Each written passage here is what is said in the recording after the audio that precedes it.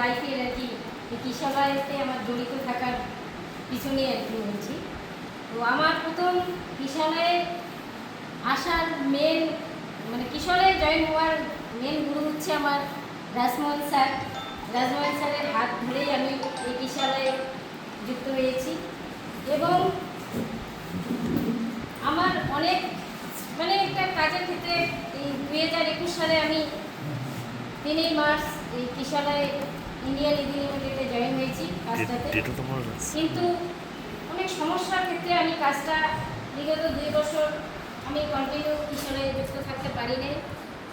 এমনও আমার পারিবারিক সমস্যা অলরেডি সবাই ভালো মতোই জানে যে আমার জীবনে আমার লাইফে অনেক ধরনের সমস্যার সম্মুখীন হতে হয়েছিল। তবুও আমি আজকে কিশোরালয়ে টিকে আছি এই কারণে আজকে আমাকে Raju sir, Jahangir sir, Rajmohan sir এই স্যারগুলো যদি আমাকে সবসময় সহযোগিতা না করতো তাহলে হয়তো আমিও সেই পিঙ্কির মতো করে আজকে কিশোরালয় ব্যাংকে উপস্থিত থাকতে পারতাম না বা আপনারা আমাকে দেখতে পারতেন না। তার মধ্যে দিয়েও আমি শিলিগুড়িতে এমনও আমার লাইফে হয়েছে, আমি আমার পরিবারকে বাঁচানোর জন্য শিলিগুড়িতে আমি গেছি 2023 সালে।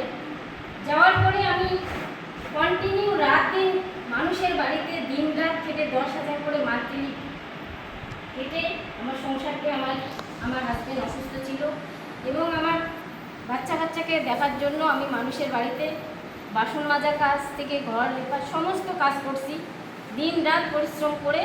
তবুও আমি কিশোরালয়টাকে আস্তে আস্তে টিকে ওখান থেকেই আমি কিশোরালয় শিলিগুড়িতে থেকেই আমি আস্তে আস্তে সেই কিশোরালয়ে আবার এই জায়গাটাতে চলে আসি। কারণ আমার একটাই লক্ষ্য ছিল যে আজকে আমি কিশোরালয় ব্রাঞ্চ থেকে ধুপগুড়িতে এত কষ্ট করে যখন আমি প্রথম প্রত্যেকটা মানুষের ঘরে ঘরে গিয়েছিলাম 10 টাকা 20 টাকার জন্য যে আমার কাছে একটা ডিআরডি বই করে আমি নতুন একটা আসছি, তখন আমাকে কেউ মানে গুরুত্ব দিত না। তারপরে যখন আমাদের ধুপগুড়ি ব্রাঞ্চ সম্পূর্ণ রূপান্তরিত হয়েছিল তখন আমি এমন একটা জায়গায় এমন একটা ঝড়ের মধ্যে এমন একটা মানে কষ্টের মধ্যে ছিলাম যে কিশোরালয় ব্যাংকে মিটিং চলতেছে অথচ আমি আসতে পারতেছিলাম, আমার ভীষণ খারাপ লাগছে। এইভাবে আমি স্যারদের সঙ্গে সবসময় রাজু স্যার, রাজমোহন স্যার এবং জাহাঙ্গীর স্যার সবাইকে কন্টিনিউ ফোনে যোগাযোগ করতাম যে ওদেরকে আমি আমার কষ্টটা দুঃখটা আমি শেয়ার করতাম। তারপরে ওনারা আমাকে যথেষ্ট হেল্প করছিল। আজকে যথেষ্ট হেল্প করার ফলে আমি আজকে এই কিশোরালয়তে আজকে টিকে আছি এবং আমি চাবো আমার যতদিন আমার লাইফে আমি কিশোরালয় আমাকে আমার জীবনটাকে বেঁচে রেখেছে, কিশোরালয়ের জন্যই আমি বাঁচিয়ে আছি। কিশোরালয়ের জন্যই আমি মনে করো আজকে আমার মানুষের বাড়িতে আর যেতে হয় না, যতটুকু ইনকাম হয় কিশোরালয়ের জন্য আমি আজকে বেঁচে আছি। তাই আপনাদেরকে আমি সবাইকে অনুরোধ করে বলবো আপনারা দয়া করে যথেষ্ট কিশোরালয়কে বিশ্বাস করে ভরসা করে কাজটাকে মনের মতো করে ভরসা নিয়ে মানে নিজেকে বিশ্বাস রেখে কাজটাকে মানে সম্পূর্ণভাবে কাজটাকে বিশ্বাস রেখে কাজটা করিয়ে যান। তাতে আপনারা কোনোদিন মানে অসফল হবেন না। দিন দিন আমাদের ধুপগুড়ি ব্রাঞ্চ যাতে ভালো বিজনেস দিতে পারে, ডেভেলপমেন্ট হতে পারে, সেজন্য আপনারা এই কাজটাকে মন দিয়ে করবেন এবং সবাই চেষ্টা করবেন